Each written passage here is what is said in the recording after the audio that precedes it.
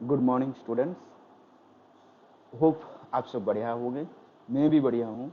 चलो इसी मुलाकात से शुरू करते हैं आईपीसीसी का ग्रुप 1 के अकाउंटिंग पेपर के insurance claim for loss of stock and loss of profit. Before we start, first we discuss, तो बेसिक पार्ट हम डिस्कस करेंगे, फिर उसके बाद हम मेन मुद्दा पर आएंगे।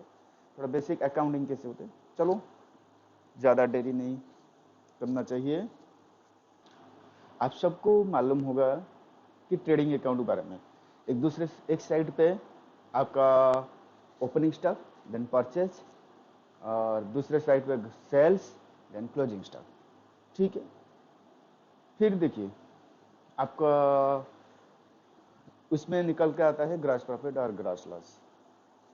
ये तो ट्रेडिंग अकाउंट आपके है। फिर में अगर लॉस हो गया है, एबनॉर्मल लॉस, कुछ डैमेज हो गया है, तो उसको हम कैसे ट्रीटमेंट करते हैं थोड़ा देखते हैं हम। फिर उसके बाद हम चलेंगे insurance claim for loss of stock. अच्छा देखिए, पहले हमारा एक साइड में आपका ओपनिंग स्टॉक है, तो मैं ये ओपनिंग स्टॉक को यूनिट से डिवाइड करता हूँ। ये वाला एक यूनिट कलम है, और ये है आपका अमाउंट। ठीक है। इस तरह भी ये वाला फिगर आपका अमाउंट कलम है, और ये है यूनिट में। ठीक है।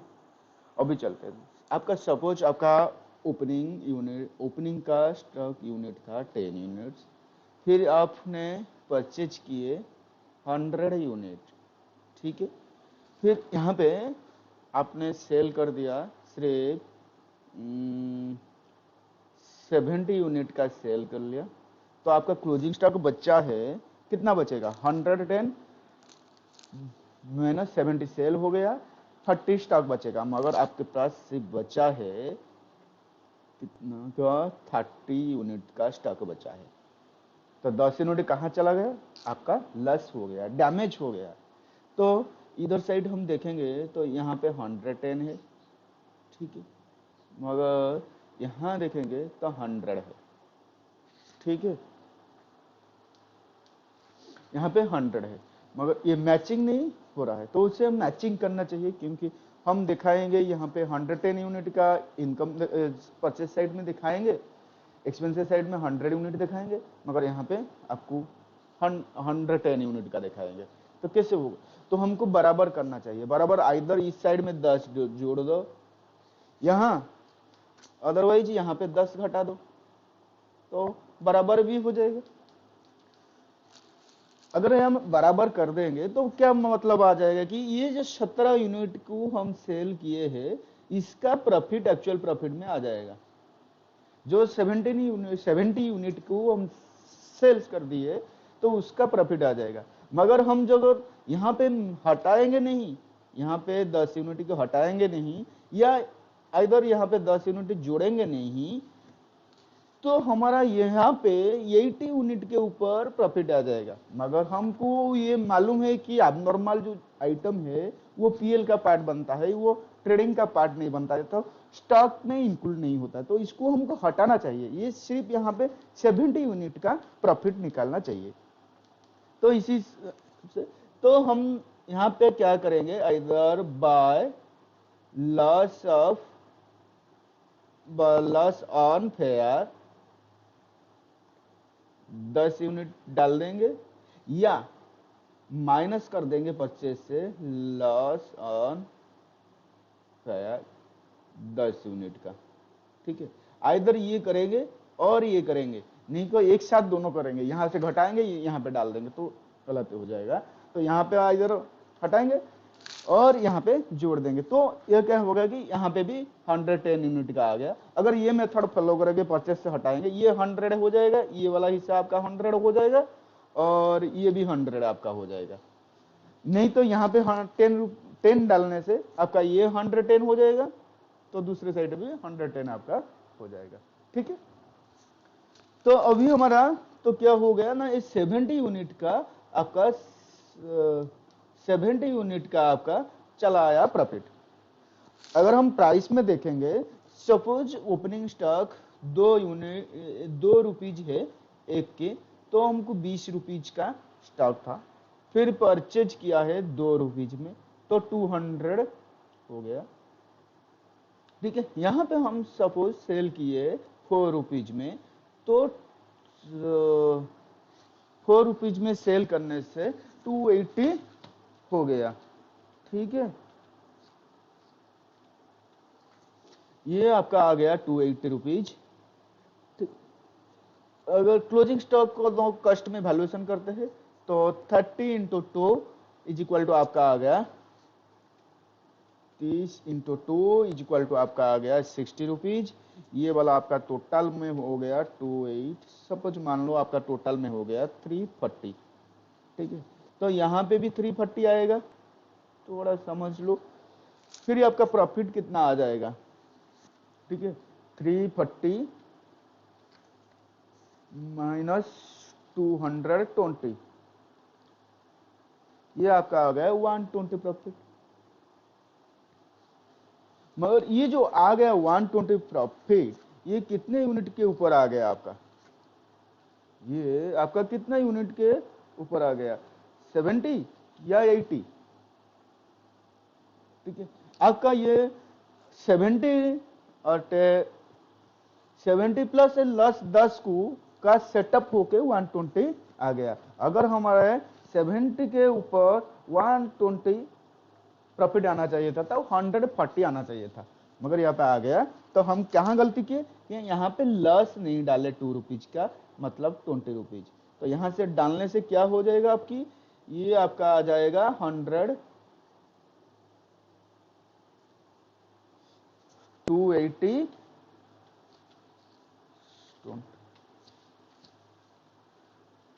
360 आ जाएगा, 360 रुपीज आ जाएगा। फिर यहाँ पे भी 360 रुपीज आएगा,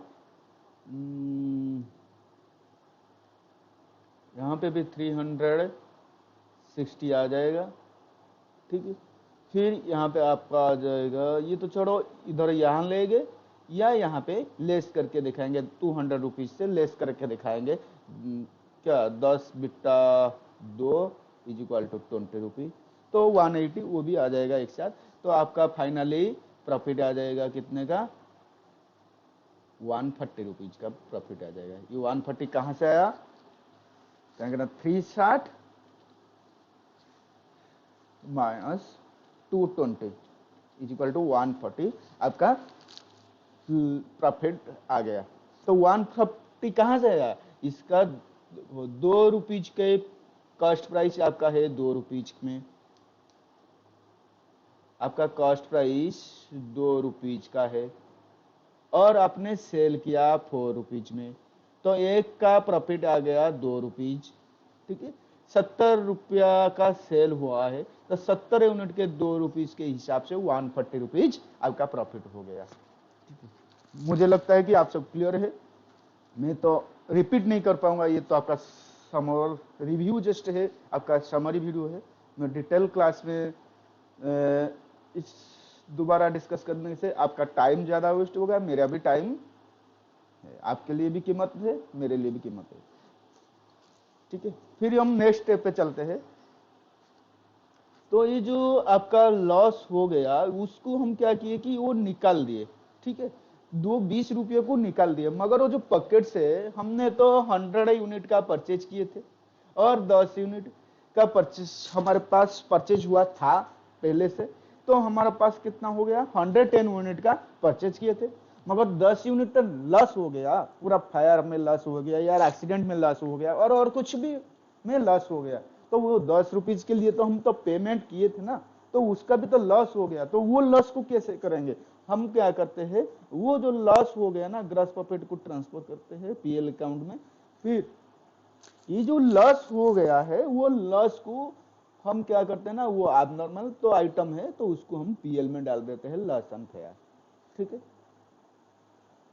क्यों हमारे पास में उसका पेमेंट जो किया था परचेज कॉस्ट में जो पेमेंट किया था 20 रुपया उसको तो दिया था, 2 रुपये के हिसाब से 10 यूनिट को 20 रुपया दिया था ना, वो 20 रुपये को हमको निकाल दिए, परचेज से निकाल दिए, सिर्फ हम 180 परचेज दिखाए, फिर 20 रुपीज का ओपनिंग था, ₹20 का ओपन था, टोटल हो गया 200, 200 से 28 से 200 माइनस करके और ₹60 का क्लोजिंग स्टॉक निकालने से आपका प्रॉफिट आ जाता है ₹140।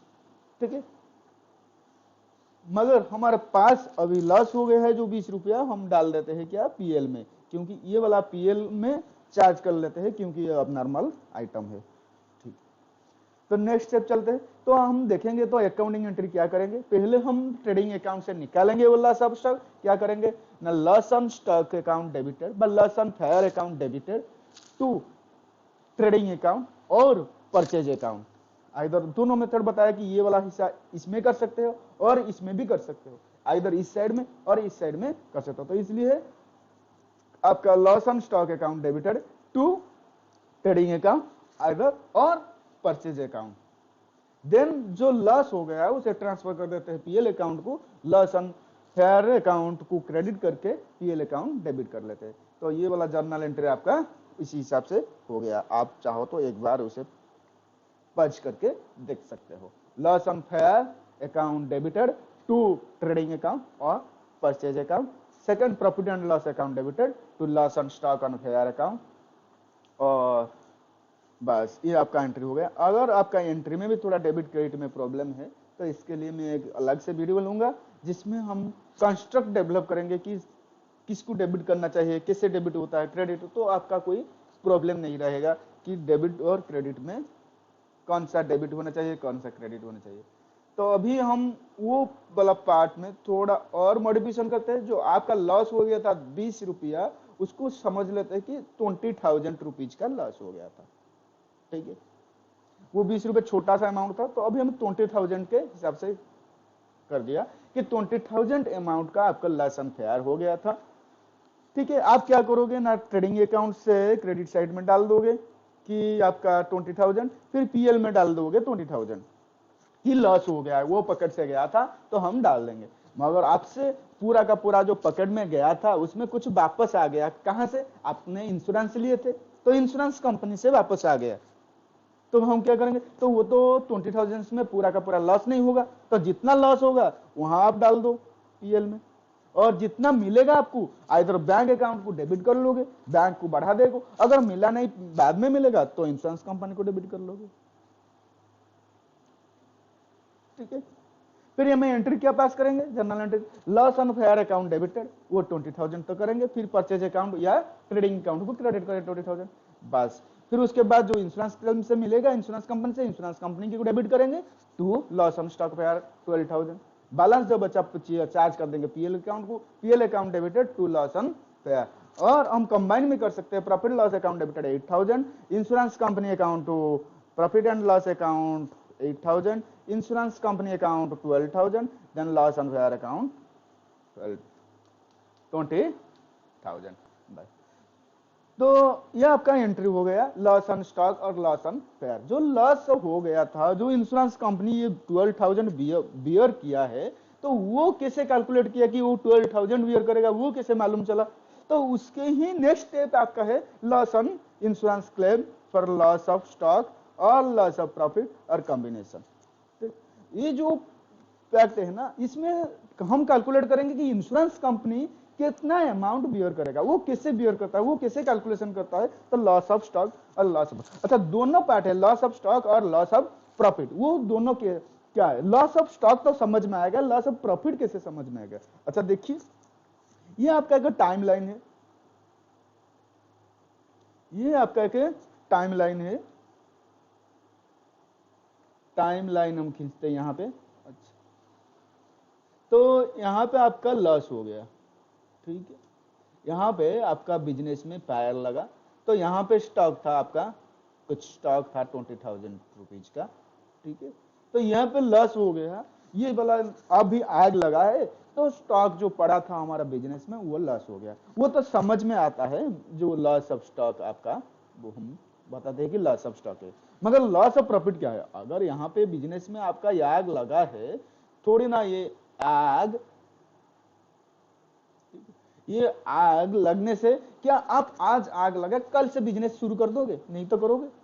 अगर बिजनेस शुरू भी करोगे, फिर उसके बाद भी कुछ तो डैमेज हो गया मशीनरी, आपका प्रोडक्शन कैपेसिटी मशीनरी डैमेज होने से थोड़ा कम हो जाएगा, ये वाला जो होता ना वो, या कस्टमर के माइंड के ऊपर भी थोड़ा सेटअप लेने देगा कि हाँ उनका बिजनेस में आग लगा है, तो उनका बिजनेस सही तरह से चला नहीं, यहाँ वो डैमेज हो गया प्रोडक्ट, हमको भी सेल कर सकते हैं, कुछ लोग का माइंड में भी ऐसे भी आएगा। तो वो क्या करते हैं कि तो उनके बिजनेस को सम एक्सटेंड हैम्पर करता है, जिसको हम बोलते हैं, ये जो पीरियड को बोलते हैं ना, indemnity period.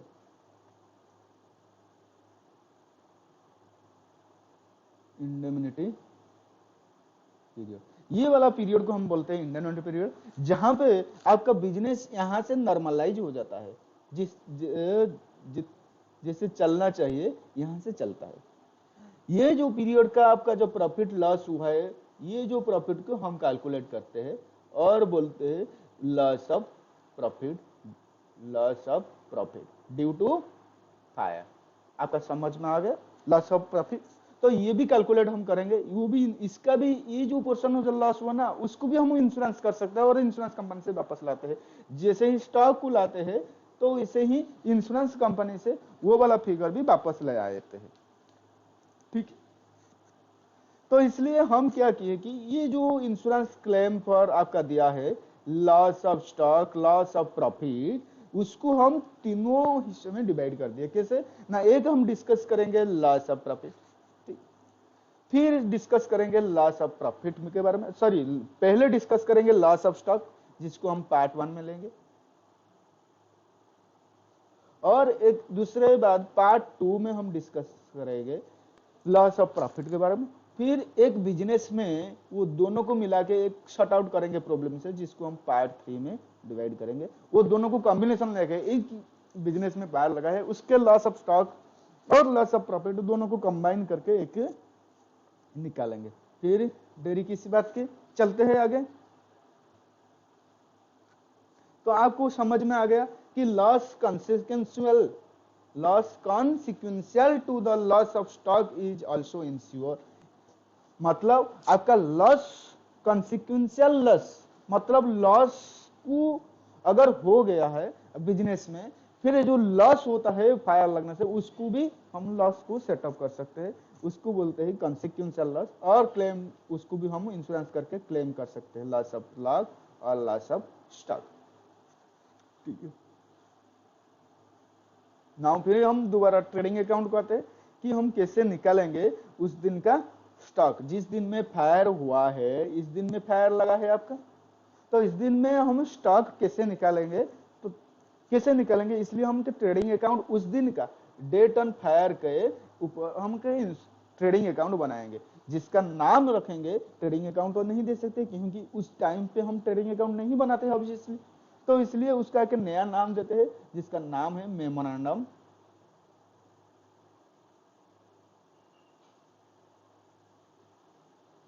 Memorandum trading account. ठीक है, फिर हम ये ट्रेडिंग अकाउंट जो बनेगा, कब के बनेंगे, on the date of,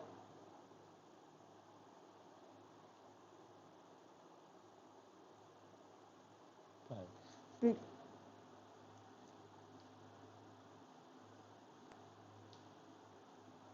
on the date of fire. ठीक है, तो आपको क्या होता है ना, अब जो ट्रेडिंग अकाउंट बनाएंगे इसके लिए हम चाहिए, अच्छा यहाँ पे निकल गया है सेल्स, बाय सेल्स। ठीक है, और आपको चाहिए, आपको इसलिए चाहिए ओपनिंग स्टॉक, फिर इस साइड में आपको चाहिए opening stock, purchase, then gross profit, और इस साइड में आपको चाहिए सेल्स। ठीक है, सेल्स, देन इसके बाद हमको डिफरेंस बैलेंसिंग फिगर में क्लोजिंग स्टॉक निकाल देंगे। ठीक है, मगर हमको लिए ओपनिंग स्टॉक चाहिए, वो ओपनिंग स्टॉक कहां से लाएंगे, ये वाला जो ओपनिंग स्टॉक चाहिए, अच्छा लाइन मेरे को थोड़ा एडजस्ट नहीं हो पा रहा है, ये वाला जो ओपनिंग स्टॉक चाहिए कहां से लाएंगे, लास्ट जो ट्रेडिंग अकाउंट बना होगा, लास्ट ट्रेडिंग अकाउंट के क्लोजिंग स्टॉक को हम यहाँ पे ओपनिंग स्टॉक डाल देते हैं, इसमें कोई प्रॉब्लम बिल्कुल नहीं होगा। ये वाला हमको क्या करेंगे, ये वाला जो लास्ट ईयर का बैलेंस शीट बना होगा या ट्रेडिंग अकाउंट बना हुआ है लास्ट का, तो वो लास्ट से उसका क्लोजिंग स्टॉक अभी बन जाएगा ओपनिंग स्टॉक इस पीरियड का। ठीक है, क्योंकि हम ये वाला एक यहाँ पे भी टाइमलाइन खींचते हैं आपको ज्यादा क्लियर के लिए।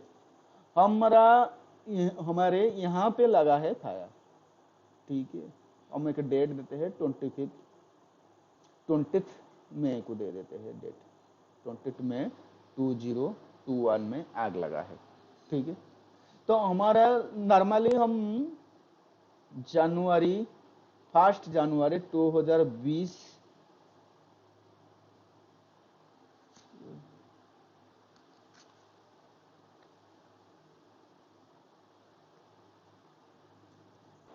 देखिए, फिर हमारा 25 मई 2021 2021 को फायर लगा था। फिर यहाँ से 1 जनवरी 2020 को से लेकर 31 दिसंबर 2020 तक हमने एक ट्रेडिंग अकाउंट यहाँ पे बनाया होगा, यहाँ से एक ट्रेडिंग अकाउंट बनाएंगे।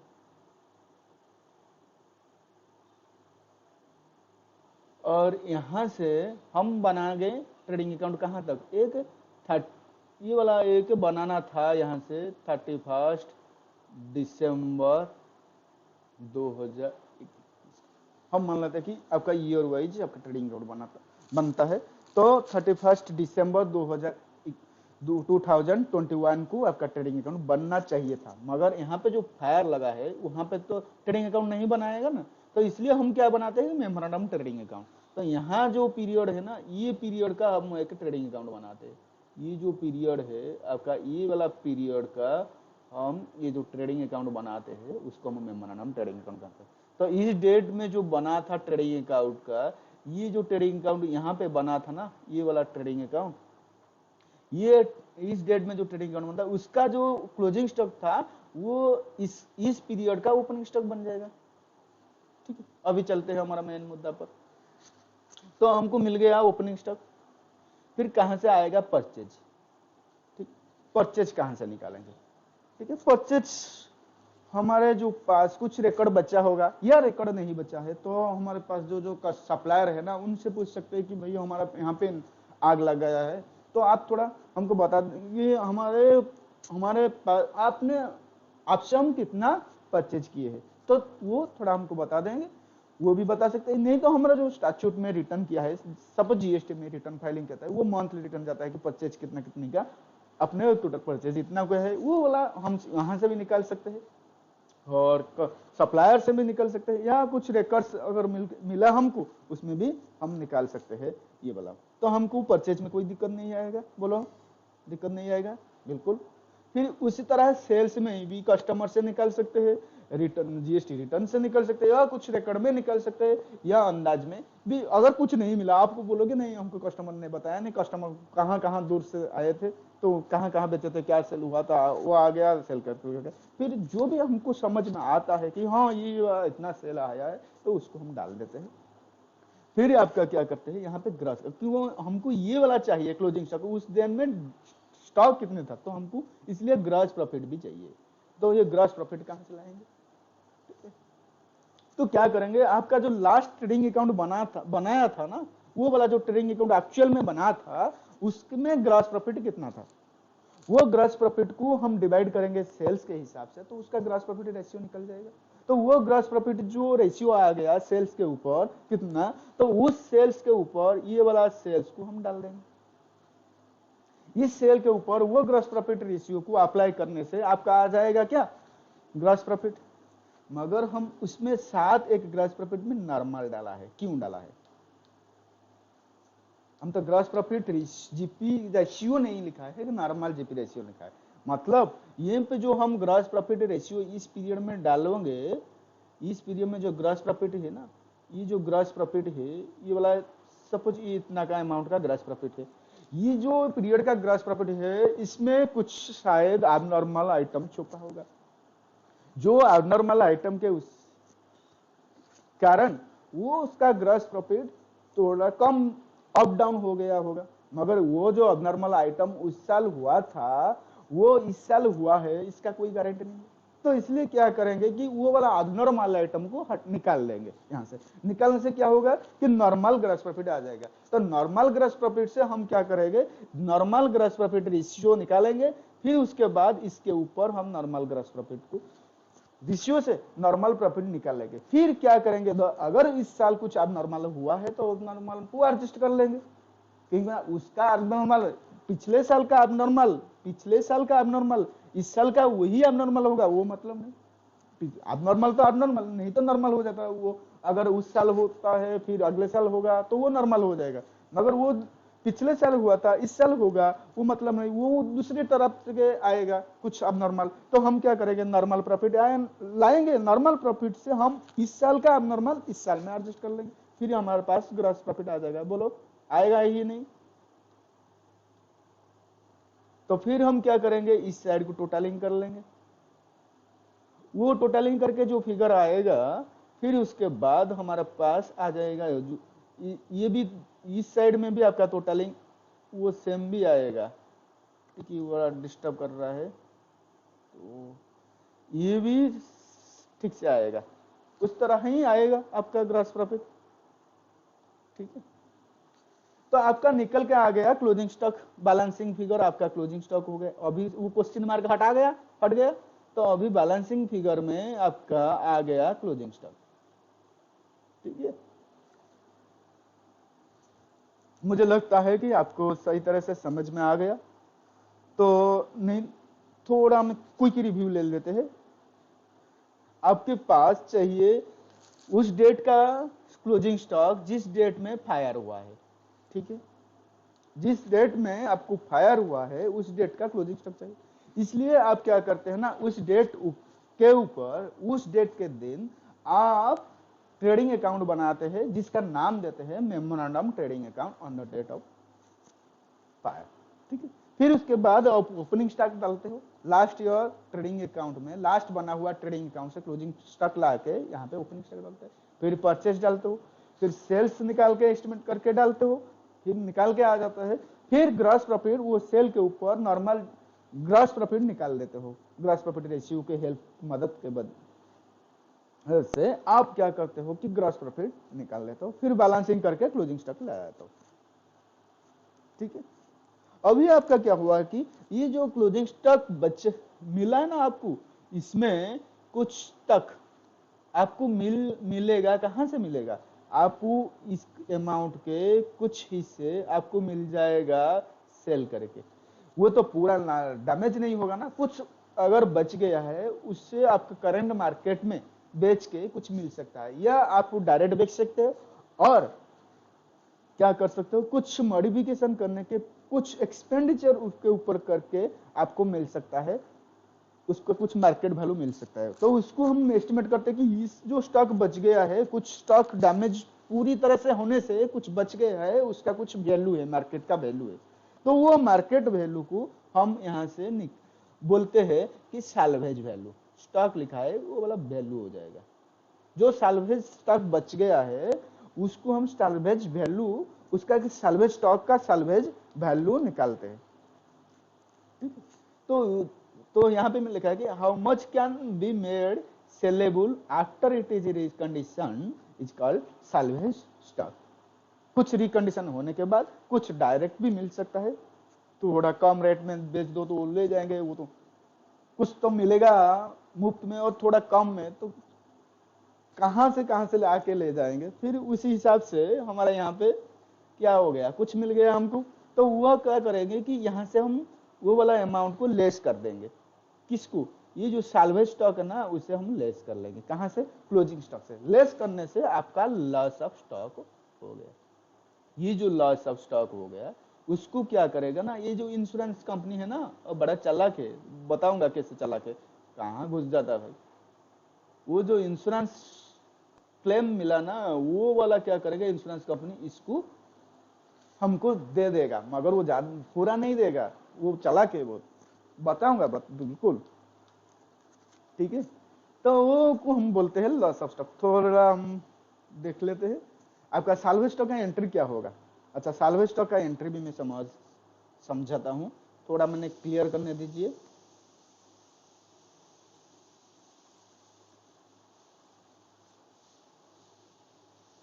अच्छा, अभी देखिए लॉस ऑफ स्टॉक को आप समझ में आ गया कि लॉस ऑफ स्टॉक कैसे निकलता है। इसके ऊपर हम माइनस करने से, हाँ, हमारा लॉस ऑफ स्टॉक कहाँ से आता है, कि हमारा जो क्लोजिंग स्टॉक है, हम बताए थे पहले से, क्लोजिंग स्टॉक से हम साल्वेज जो वैल्यू है, साल्वेज स्टॉक का जो वैल्यू निकल के आता है ना, उसको डिफरेंस का हमको लॉस ऑफ स्टॉक मिल जाता है। ठीक है, ये वाला डिफरेंस हमको लॉस ऑफ स्टॉक आ जाता है, ये दोनों को डिफरेंस से लॉस ऑफ स्टॉक आता है। तो हम क्या करेंगे कि क्लोजिंग स्टॉक को दोनों भाग से हम डिवाइड कर देंगे, दोनों पार्ट से। तो यहाँ पे ऐसे ही दिखा सकते हैं, कैसे, थोड़ा देखते हैं। ओ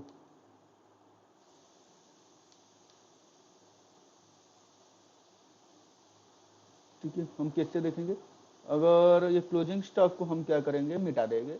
फिर ये वाला क्लोजिंग स्टॉक ऐसे नहीं दिखा के हम क्या दिखाएंगे, ये दोनों पार्ट में दिखा देंगे कि एक बाय साल्वेज स्टॉक,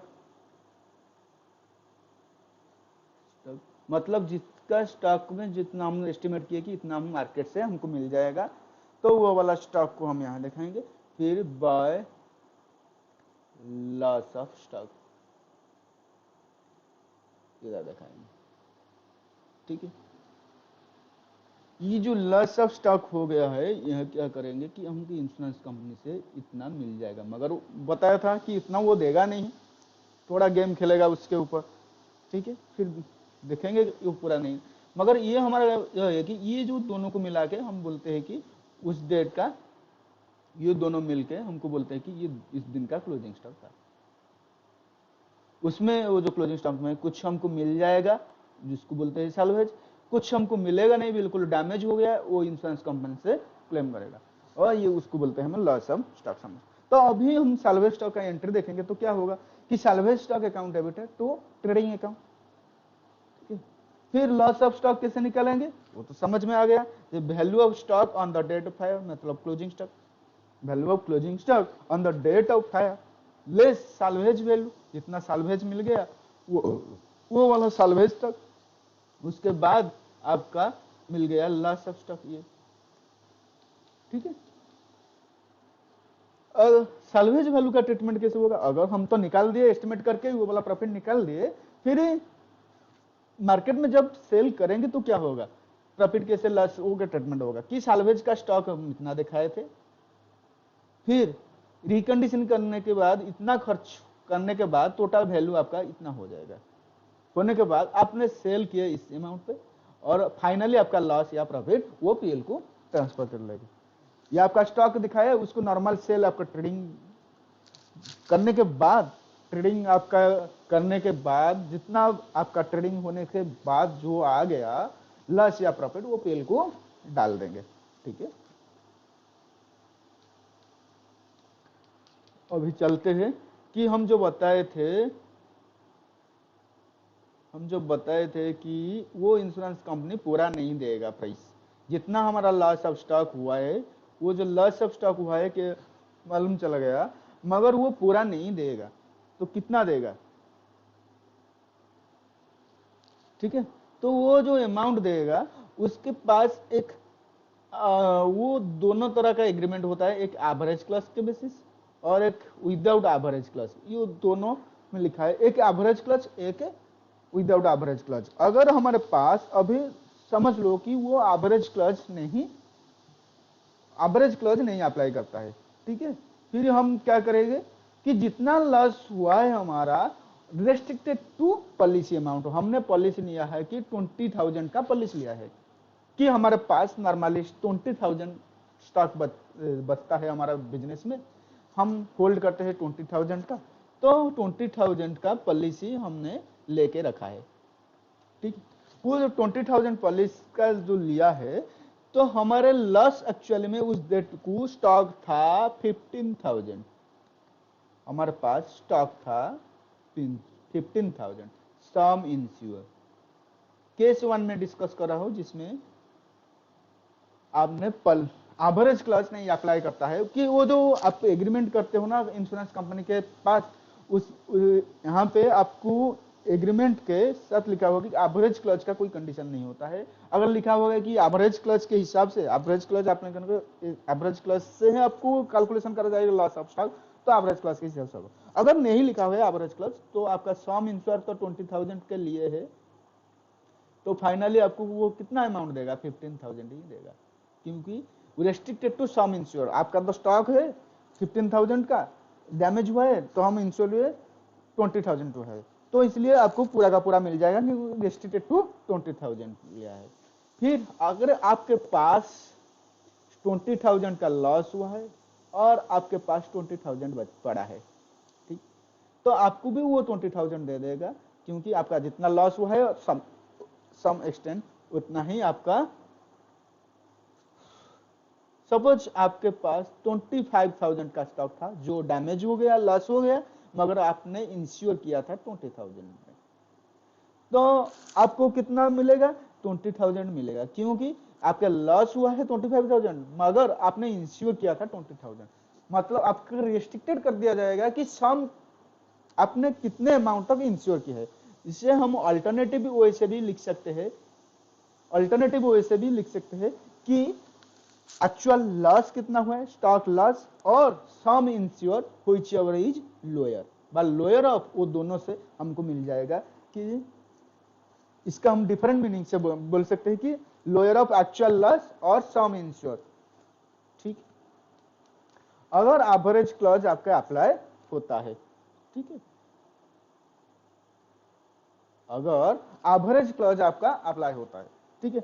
मान लो आपके पास 15,000 स्टॉक पड़ा है, मतलब लॉस ऑफ स्टॉक, मतलब इसमें स्टॉक था 20,000 जिसमें 5,000 अब मार्केट से कलेक्ट कर लोगे, तो लॉस हो गया आपका 15,000। ये पिछले पार्ट में भी उस तरह का था, ये जो लॉस है ना, ये लॉस ऑफ स्टॉक है, मतलब क्लोजिंग स्टॉक नहीं है। क्लोजिंग स्टॉक और लॉस ऑफ स्टॉक में फर्क डिफरेंट आपको समझ में आ गया ना, कि closing stock minus salvage stock करने से आपको आ जाएगा लॉस ऑफ स्टॉक, ठीक है। तो मैं आपका लॉस ऑफ स्टॉक हुआ है 15,000, सम इंश्योर किया है 20,000, तो आपको मिलेगा कैसे? यहाँ पे एवरेज क्लॉज आपका, यहाँ पे एवरेज क्लॉज यूज होता है।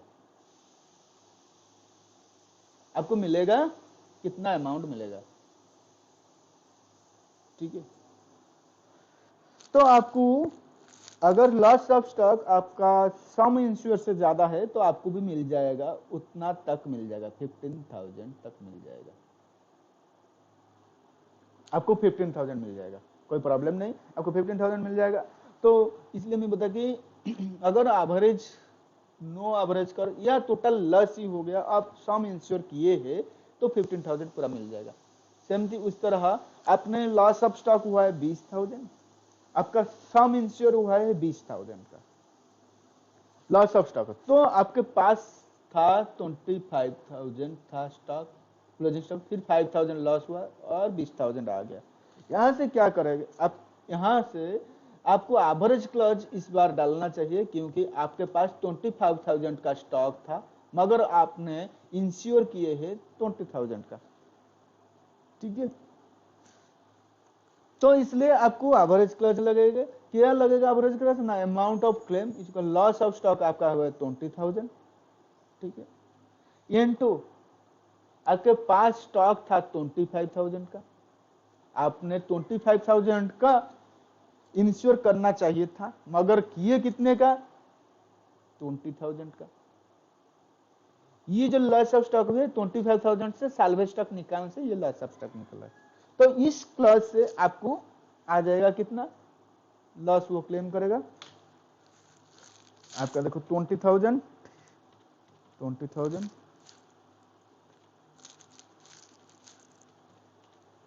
16,000 लॉस, आपका टोटल लॉस हुआ है 20,000 मगर वो कंपनी क्या करेगा, इंश्योरेंस कंपनी 16,000 बियर करेगा, क्योंकि वो एवरेज कितना चालाक है देखो तो, ठीक है। हम इसमें एक एवरेज क्लॉज को और एक बार समझते हैं।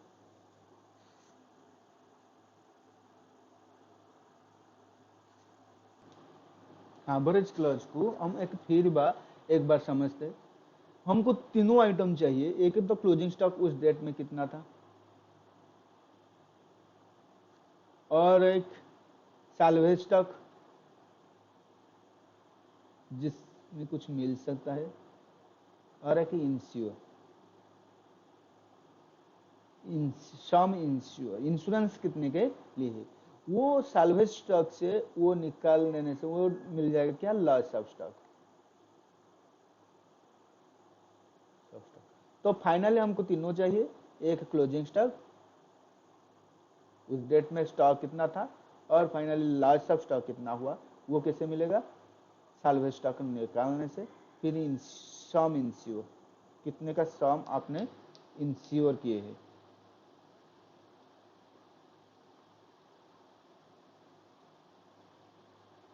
ठीक है, आपके पास क्लोजिंग स्टॉक पड़ा है 20,000 और सम इंश्योर किए हैं आप 20,000। लॉस ऑफ स्टॉक भी जितना हो, लॉस ऑफ स्टॉक से कोई कंपेरेटिव करोगे तो लॉस ऑफ स्टॉक से कोई मतलब नहीं, पहले कंपेयर करोगे 20,000 का इंश्योर नहीं है और 20,000 का स्टॉक पड़ा था जो लॉस हो गया, तो आपका यहाँ पे एवरेज क्लॉज हो या नहीं हो उसमें कोई मतलब नहीं, आपको मिल जाएगा क्लोजिंग स्टॉक जो लॉस हुआ है वो मिल जाएगा। अगर कुछ साल्वेज स्टॉक है, आपका 15,000 स्टॉक था और मिल गया आपको 20,000 ने इंश्योर किया था, तो आपको 15,000 मिल जाएगा। अगर आपके पास 20,000 का स्टॉक था मगर लॉस ऑफ स्टॉक 15,000 हुआ है, ठीक है, और 20,000 ने इंश्योर किए हैं, तो आपको भी मिल जाएगा कितना, अच्छा यहाँ पे लिखा नहीं, 20,000 लॉस ऑफ स्टॉक में 20,000 है, कुछ भी मिला नहीं, तो आपको मिल जाएगा इंश्योरेंस क्लेम, इंश्योरेंस क्लेम मिल जाएगा आपको 20,000। यहाँ पे 15,000 मिल जाएगा क्योंकि आपने इंश्योरेंस लेके रखा है 20,000, स्टॉक था 20,000 का आपका, अब मगर 15,000 लॉस हुआ है तो मिल जाएगा आपको पूरा का पूरा। मगर आपके पास क्लोजिंग स्टॉक था 15,000, लॉस हुआ 14,000, मतलब 1,000 आपको मिल गया साल्वेज से, फिर आपको मिल जाएगा यहाँ पे 14,000। ठीक है, मगर यहाँ पे एक गेम है कि कैसा, कि आपके पास स्टॉक था 25,000, ठीक है, आपने सम इंश्योर किए थे 20,000 का, 20,000 ने का इंश्योर किए थे, आपके पास 25,000 का स्टॉक था, तो आपको कितना मिलेगा, तो यहाँ पे एवरेज क्लॉज में थोड़ा डिफरेंट आएगा क्योंकि आपने कम इंश्योरेंस लेके रखा है जितना स्टॉक नहीं था। यहाँ पे अगर आपका 20,000 लॉस हो या 25,000 लॉस हो, दोनों में भी एवरेज क्लॉज लगेगा। आपके देखेंगे कि स्टॉक आप कितने पड़ा था उस डेट में, आपके स्टॉक उस डेट को कितना था और आपने कितना इंश्योरेंस लिया था, उससे कम इंश्योरेंस लिया होगा तो आपको एवरेज क्लॉज लगेगा। ठीक है, आपका लॉस भी जितना हो, वह पूरा का पूरा हो या कुछ पार्ट हो, ठीक है, वो एवरेज क्लॉज कैसे निकालेंगे, यहाँ निकालेंगे, वो जो दिखा भी दे दिया मैंने, 25,000 आपका लॉस, आपका स्टॉक था जिसमें इंश्योरेंस किए थे 20,000 का, आपका लॉस हुआ है 20,000, तो आपको मिलेगा 16,000। किस प्रोपोर्शनेट में, आपका जो ई दोनों का प्रोपोर्शनेट में आपको लॉस को सेटअप कर दिया जाएगा। इस तरह अगर 25,000 का लॉस हुआ है ना, तो आपको 20,000 अमाउंट मिल जाएगा। ठीक है, तो मुझे लगता है कि आपको समझ में आ गया। ठीक है, और एक मैं यहाँ पे बोला था, फिर एक दोबारा जाता हूं कि आपको ज्यादा समझदारी आ जाए, तो हमको क्या चाहिए कि ये वाला दूसरा ट्रेडिंग अकाउंट भी चाहिए। क्यों चाहिए कि ये जो ग्रॉस प्रॉफिट हमको ये सेल के ऊपर अप्लाई करना चाहिए, तो यहाँ से ग्रॉस प्रॉफिट निकालने के लिए ये वाला भी ट्रेडिंग अकाउंट। तो क्वेश्चन में भी ऐसा आ सकता है कि वो ट्रेडिंग अकाउंट क्या करेगा कि पिछले साल का ट्रेडिंग अकाउंट जीपी रेशियो नहीं बता के वो पिछले साल का डिटेल्स दे देगा, पिछले पीरियड का आपका डिटेल्स दे देगा कि परचेज सेल्स, यहाँ से आप ग्रॉस प्रॉफिट निकालोगे। इधर कुछ आप नॉर्मल आइटम है एडजस्ट करके नॉर्मल करोगे, नॉर्मल से आपको वो नॉर्मल ग्रॉस प्रॉफिट को ऐड करके करोगे। नहीं बताया था फिर भी बता दिया कि आपका थोड़ी याद आ जाए, फिर थोड़ा पॉइंट आउट हो जाता है कि हम एक दोबारा बताऊंगा यहाँ पे छूट गया है, तो यार क्या होता है कि ना आपका माइंड में थोड़ा दबाव आ जाता है, तो वो सेट हो जाता है कि पिछले साल से हम क्या करेंगे, ग्रॉस प्रॉफिट निकालेंगे। पिछले साल ट्रेडिंग अकाउंट इसलिए चाहिए कि हमको पिछले साल का ग्रॉस प्रॉफिट निकालना चाहिए, तो इसलिए हमको पिछले साल का चाहिए। और इस साल में ट्रेडिंग अकाउंट उस तक बनेगा जब तक डेट ऑफ फायर हुआ है, द डेट ऑफ फायर, उस दो ट्रेडिंग अकाउंट को हम बोलते हैं कि मेमोरेंडम ट्रेडिंग अकाउंट। तो वो ट्रेडिंग अकाउंट हम निकालेंगे कि उस डेट के क्लोजिंग स्टॉक कितने था, तो इसलिए क्लोजिंग स्टॉक निकालने के लिए हमको चाहिए opening stock, purchase, gross profit, sales, वो निकालने से हम क्लोजिंग स्टॉक निकाल देंगे। ठीक है, तो मुझे यहाँ तक रखना चाहिए, फिर हम नेक्स्ट क्लास से क्या करेंगे कि इसके ऊपर एक प्रॉब्लम करेंगे, समरी जेहेतु एक रिविजनल क्लास है वो, हम तो पूरा नहीं दे सकते, पूरा प्रॉब्लम प्रैक्टिस करेंगे तो आपका रिविजनल कैसे होगा, नहीं होगा। तो एक ही प्रॉब्लम की दो प्रॉब्लम ऐसे ही करेंगे और कुछ समझेंगे तो नेक्स्ट क्लास है। तो आज के लिए आपके लिए कुछ क्वेरी है तो उस नंबर पे मेरे को कांटेक्ट कीजिए 9090250349। इसमें सिर्फ व्हाट्सअप कीजिए, व्हाट्सएप ओनली, ठीक है। सी